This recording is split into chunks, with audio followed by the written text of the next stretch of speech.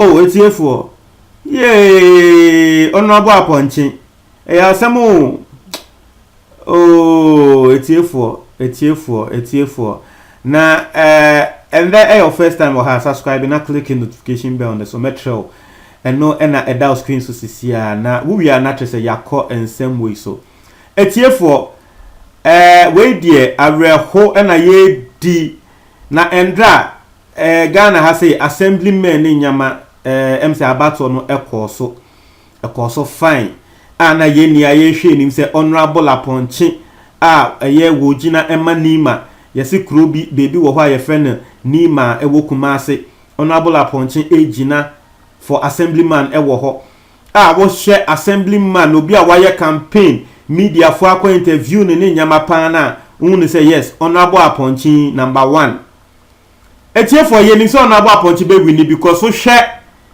ɛyɛ enyama a wɔse wo bɛyɛ a wɔse wo bɛdane assemblyman a anope bia wo bɛka mori koko ama ɛyɛ area na wɔwɔ no omo a wo beto abama no wo bɛka mori koko ama omo wo bɛma mebunu na ejuma a ejuma na wo mo bɛyɛ no every single day wo bo bɛnya 20 cedis because mebunu a ɛwɔ ne area mu hɔ no omo ni ejuma yɛ nti de omo ya ne sɛ ebi mo ɛhye ɛbɔ kro no na wo bɛdane assemblyman na wo bɛpɛ ejuma ma omo a every single day wo mo bɛnya 20 cedis etiefo wo say every single house ewo eye baby a was standing for assemblyman wo be di assemblyman na wo be ye biogas amomo na tese wo si toilet amomo a sa 7 previous toilet na wo si amomo no wo betumi enya eja wo betumi edi enu eduane kra ene ne friend biogas no iti wo hwe enyama a wo so wo be ye ama ne nkrofo a wo chinchin eye from Joy FM ekọ GH1 so na naba na mo amunia endorse no wo share nkofo bebre UTV chese wo bia posting wo bia interview no na obehu ne say yes on abo apɔnkye wo du anim ankasa endra edu say abato ye ni aye bompa ye hwe nim say on abo apɔnkye wo be den wo be wini na yete ya ne say na naba na mo aba na say wa frɛ on abo apɔnkye no na abo apɔnkye ni age say on abo apɔnkye ewini tie ni aye ni age say on abo apɔnkye ewini we wini later ya be ha easy ede wo mo ankasa result eba abonten no ona abo apɔnkye ya reporto ene esi oh iti ya ni ye gina enim se ye to ama ona abo apɔnkye no ana ya ni ye support ona abo apɔnkye no sebe ana ye ni agi se we win se on win ye result iba ya ona abo apɔnkye na wa chese 9% pe na wonya ye sa crowforce esenima osedie no iti sa na mote oh dabi honorable apɔnkye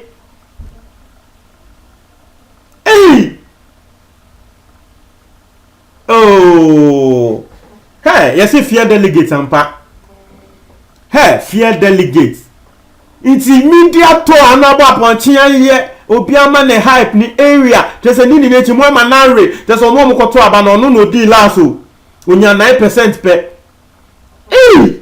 na endra esisa no ena trese ye koye ene honorable apɔnkye ekwa kasae etiefo na ye ne honorable apɔnkye kwa kasae na asema honorable apɔnkye eka ene se he ade we die aye ne ya papa wo se ahye no rough tese wo ko enim kra won tumi nko wo ko echi a won nko na wono de we hu ne se ade we eye wiemu na ye wia no because was it police stations ana ye to aba wono all the police stations no wonya representatives e wo ho onya nkrofo na omu gina ho ama no na nkrofo a wo mu gina ho ama no no ese ne result nti answer na EC be declare ne kra no no no ankasa compile the results na wono compile the results no etiefo na we wini intia na wo friend na naba na mo akata ne se we wini wa hwe video da screen so say we two pound egu ne ho because no fi say we wini na tre say result I was in the police station agent say they are sending no tre say we wini na ende numbre ene ehu say ona ba apɔnkye ba abonten ebe complaini say asa EC ye kululu because result ya ba abonten wonu nim say we wini na so EC mpese wo mo be release result no asa wo mu ye kululu ne kre result ne ba abonten na tre say apɔnkye are and I want about point to say, well, no, a better Nancy Ashama BBC Akoso, and Kawa say, was it what the Assembly Air Court done Supreme Court for him? Say, easy a Riano, dear General, easy a Riawa, or social media hype, social media, and damn no, because the crown about point to world trendy, a year Twitter, Nidin air trendy, and number 2, Emilia Broby trending number 1, honorable punching trending number 2. Was it social media hype, send a word trendy media so. Ya bona we frɛ ko fa ha wadane famous wo ko bi afia wo se meto ama wo se wo de nani edan sa ade ne so kra na we wini na this is the third time I was standing even the other 2 times I was standing here sebe and no one sheda anya campaign number media so kra na no kra na the vote do so sinse na we ya nkofo behu no na nkofo frɛ no e ma the sponsorship nkofo frɛ no e bona baso ne nyama ni na no we mom hwɛ sɛ ya we lu support na we die Ici est bien le poteau. Voici ici est. Hey! Et tu es fort. Et laisse me inscrire en avoir pointu. Voici ici est. Il y a des cocottes. Il y a des cocottes. Mais aliens. Mais. On sait. C'est là. Stone Boy. Offrant un crowd for Beam Nation. On a avoir pointu. The crowd for now is supporting your friend millions. What's that? Upon you, man. Into your hand. The group are almost supporting no. Womudia or the amo no. Millions. It's here for. It's oh. Yay! It's here for. Let's read this statement. Be or see. I am very grateful to all Ghanaians for supporting my campaign every step of the way. I particularly thank Nana Banama for being on this journey with me. It gives me joy to realize how welcoming you have been to our constitutional democracy. I, as Honorable Aponchi, will always stand by. I, as Honorable Aponchi, will always stand by the fight in making the economy work for all, not only those at the top. To who crowned me their goats and poured their hearts in this campaign, I say all hope is not lost. To the youth in particular, I want you to believe in yourself no matter what. With success comes setbacks. Our fight is not over. We live to fight another day. Thank you. Inti your Twitter account bia what say your friend Honorable Aponchi, but I doubt if this is the real Honorable Aponchi no. And no actress what they are same way aba. Aba to ye nim nkrofo bebre akọ interview no a post picture of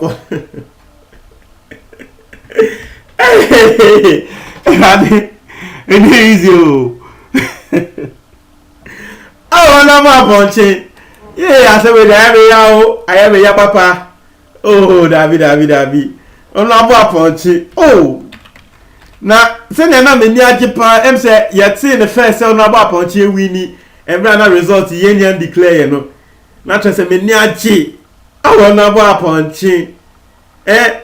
Akola Jensu Koko Moria Wakanye. Any man the area for Munia, just a mama nari. Hey, delegates, Sir John Kayampa, see fear delegates. Hey, oh, Dabi. Hey, TV so our call yet.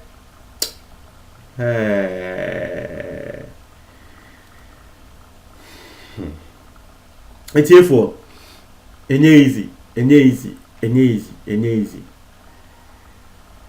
Me hu video of Honorable Aponchi Embra woko voti ensensem ni ere mufuo entiase oh chale akola jansu oh Honorable Aponchi ye asem we ashim manka na mebo asem we ashime papa tie for montre mo adwen comment box ni mu montre mo adwen iti we ni echi mo to amano Ghana for so na moti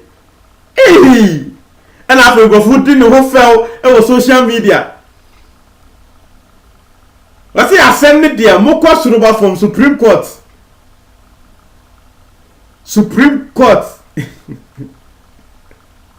Ow, Malian say, ow, another poncho,